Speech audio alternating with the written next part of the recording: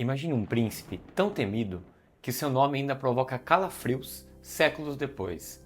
Vlad III, conhecido como Drácula, não era apenas um governante brutal, mas também a inspiração para o mais famoso vampiro da literatura e do cinema.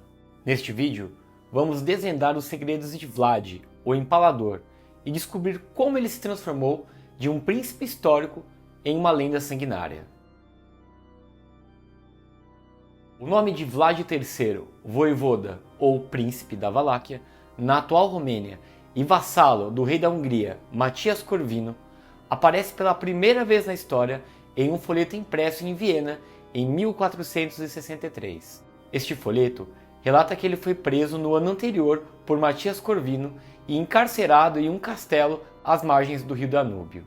Nesse documento, ele é chamado de Drácula, um nome com várias etimologias possíveis, sendo a mais provável uma referência à palavra romena drac, derivada do latim draco, dragão, significando diabo. Drácula, portanto, significaria filho do diabo. No início do século XIX, o cônsul inglês William Wilkinson observou que Drácula significava diabo em valáquio e que esse apelido era dado a pessoas notáveis por sua coragem, crueldade ou habilidades desde o fim da Idade Média. Essa informação indica que, embora Vlad III tenha se destacado como uma pessoa excepcionalmente cruel, o apelido Drácula era associado a muitos bandidos e pessoas com comportamentos bárbaros que assolavam a região dos Balcãs. O autor anônimo do folheto, de 1463, já o descrevia como um tirano, comparando-o a figuras históricas como Herodes, Nero e Diocleciano. Vlad III teria torturado cruelmente muitos servos e pessoas de diversas origens, utilizando preferencialmente o empalamento, o que lhe rendeu o apelido de o Empalador. A prática do empalamento, um método de execução extremamente doloroso e brutal, consistia em enfiar uma estaca pontiaguda pelo corpo da vítima, geralmente pelo tobias, até que emergisse pela boca, ombro ou outra parte do corpo. A estaca era então erguida e fincada no solo, deixando a vítima para morrer lentamente.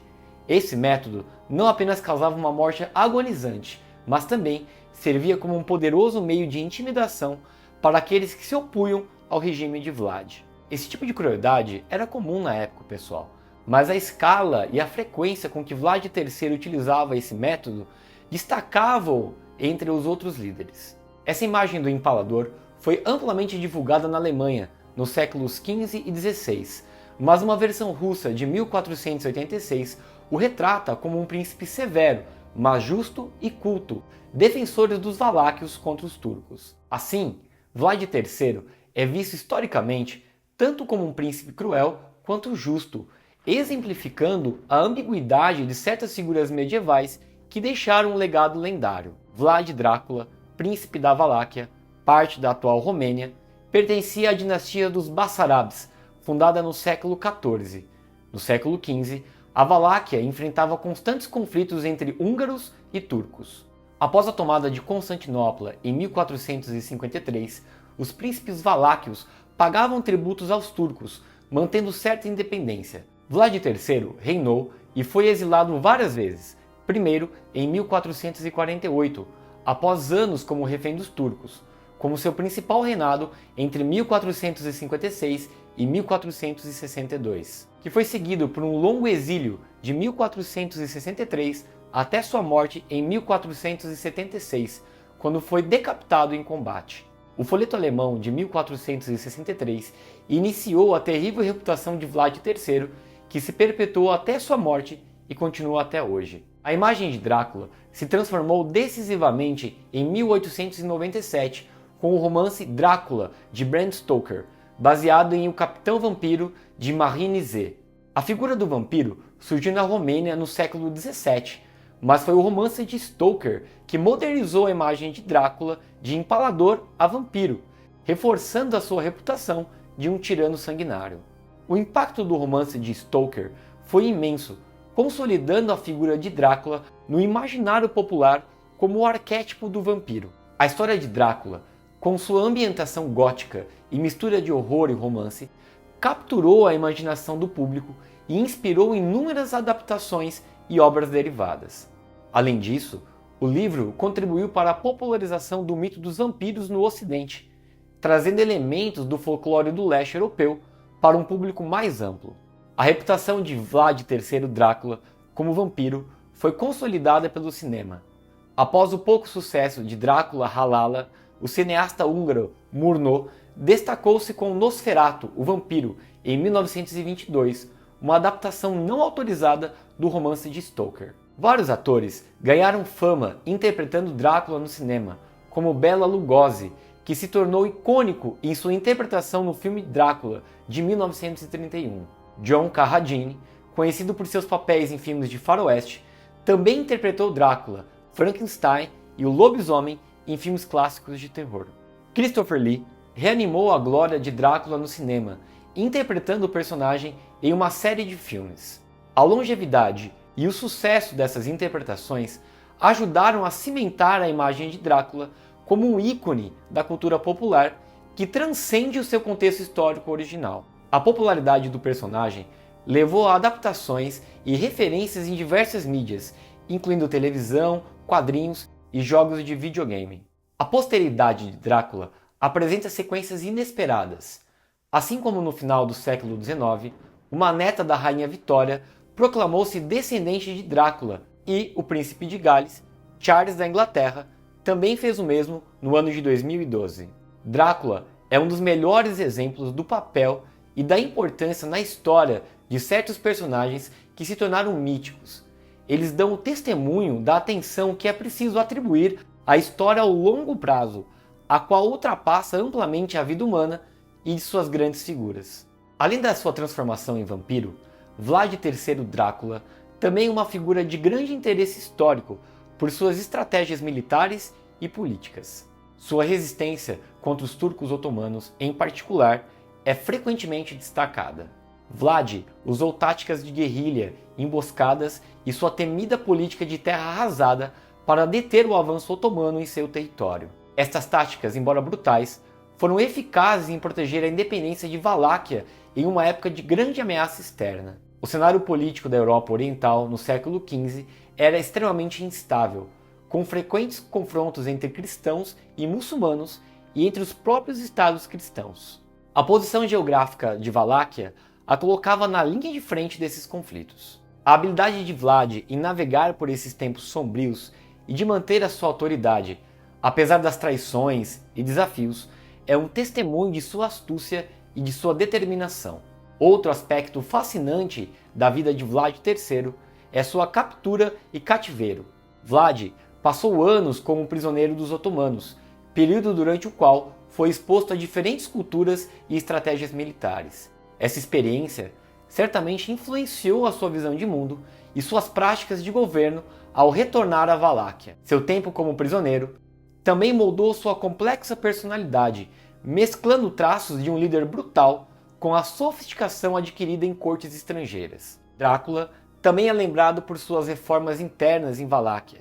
Ele trabalhou para centralizar o poder e fortalecer a autoridade do voivoda, enfrentando a resistência da nobreza local. Essas reformas, muitas vezes implementadas com violência, ajudaram a estabilizar o governo e a proteger o território contra invasores externos. A sua busca por justiça era, contudo, implacável, punindo severamente qualquer sinal de deslealdade ou corrupção.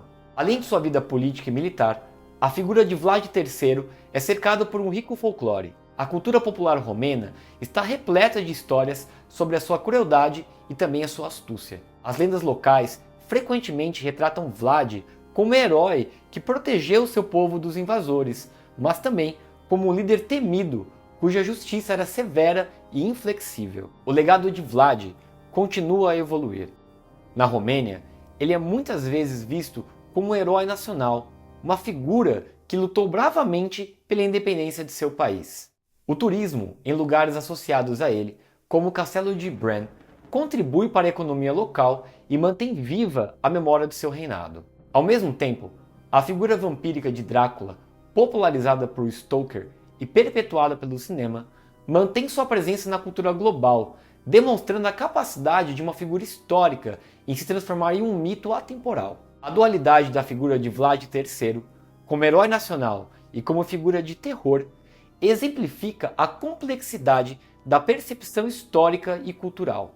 Essa dualidade permite uma exploração mais profunda das particularidades de sua personalidade e das condições de sua época. O legado de Drácula também é um testemunho do poder da narrativa. Histórias sobre sua brutalidade e justiça foram passadas de geração em geração, muitas vezes ampliadas ou distorcidas ao longo do tempo. A transformação de Vlad em um voivoda cruel, em um vampiro imortal, nos conta tanto sobre ele quanto sobre as sociedades que recontaram suas histórias. Cada adaptação e interpretação de sua vida refletem as preocupações e imaginações das diferentes épocas. Além de sua influência na literatura e no cinema, Vlad Drácula também impactou a academia. Estudos históricos sobre seu reinado e contexto político e social da Valáquia no século XV são temas de pesquisa contínua. Historiadores tentam separar o homem do mito, analisando documentos da época, relatos de cronistas e correspondências diplomáticas. Essa pesquisa acadêmica é crucial para entender a verdadeira natureza de Vlad e o seu impacto histórico, além de iluminar aspectos menos conhecidos de sua governança e suas políticas. A conexão entre Vlad e o personagem fictício Drácula também levanta questões interessantes sobre a criação e a perpetuação de mitos. Bram Stoker, ao escrever Drácula, estava consciente das histórias sobre o voivoda romeno, mas também combinou essas lendas com outras influências, incluindo o folclore vampírico do leste europeu e as preocupações vitorianas com a moralidade, o colonialismo e a ciência. O Drácula de Stoker, portanto, é um híbrido de uma história e ficção, refletindo tanto a figura histórica de Vlad quanto as ansiedades culturais de seu próprio tempo. Na Romênia contemporânea, Vlad III é frequentemente celebrado como herói nacional.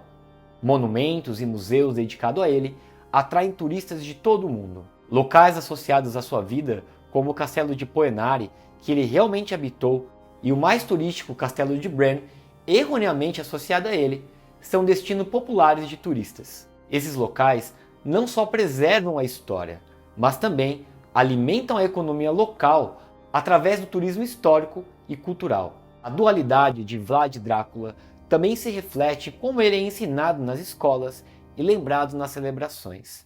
Enquanto o Ocidente muitas vezes se concentra em suas crueldades e na figura fictícia do vampiro, na Romênia ele é lembrado como um líder forte que defendeu a sua terra contra invasores.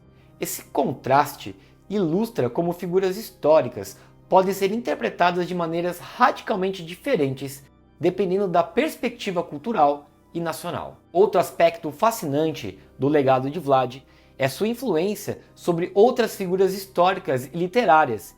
Ivan o Terrível, czar da Rússia, foi inspirado por Vlad em termos de suas táticas de medo e de controle. Na literatura, a influência de Drácula de Bram Stoker se estende a obras como Entrevista com o Vampiro, de Anne Rice, e a série Crepúsculo, de Stephenie Meyer, onde a figura do vampiro é constantemente reinventada para refletir novos temas e preocupações sociais. A análise de Vlad III, através da lente da psicologia, também fornece insights sobre como o trauma e a brutalidade podem moldar líderes e suas políticas. Sua infância como refém dos otomanos, exposição à violência e luta contínua pelo poder deixaram marcas profundas em sua personalidade e ações.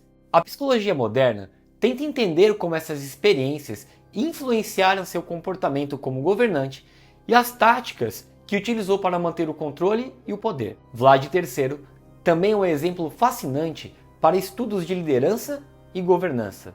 Sua habilidade de usar medo e respeito para consolidar seu poder oferece lições sobre os métodos extremos que líderes às vezes utilizam para manter a estabilidade em tempos de crise. Finalmente, a história de Vlad III Drácula é uma rica fonte de reflexão sobre como as histórias são contadas e preservadas. Sua transformação de voivoda histórico em ícone cultural é um estudo de caso sobre a criação de mitos a transmissão cultural e a maneira como a história é interpretada e recontada através das gerações.